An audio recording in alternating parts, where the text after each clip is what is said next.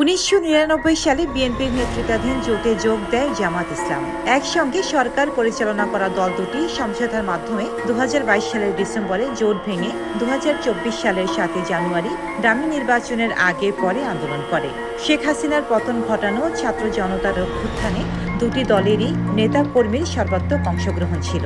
খালেদা জিয়া কারামুক্তি হওয়ার পর জামাত নেতারা তাকে দেখতে গিয়েছিলেন হাসপাতালে।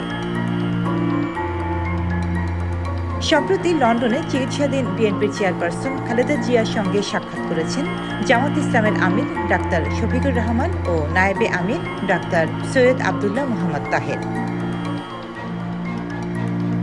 মঙ্গলবার 15 এপ্রিল নিজের ভেরিফাইড ফেসবুকে খালেদা জিয়ার সাবেক প্রেস সচিব মারুফ কামাল খান এই নিয়ে একটি পোস্টে উল্লেখ করেন, বেগম জিয়ার সঙ্গে জামাতের দুই শীর্ষ নেতার সাক্ষাতে কি বিষয় নিয়ে আলোচনা হয়েছে তা জানা যায়নি। এই সাক্ষাৎ রাজনীতির রসায়নে নতুন কোনো ক্রিয়া প্রতিক্রিয়া সৃষ্টি করবে নাকি নিছক সৌজন্য সাক্ষাৎ হয়েই থাকবে তা বুঝতে হলে আমাদের চোখ রাখতে হবে সামনের দিকে। তিনি আরও জানান, বেগম জিয়া উন্নত চিকিৎসার জন্য বিলেতে যাওয়ার আগে সেনা প্রধান জেনারেল ওয়াকারুজ্জামানও সস্ত্রীক তার বাসায় গিয়ে দেখা করেছিলেন। সে সাক্ষাৎকার নিয়েও বিশদ কিছু জানা যায়নি।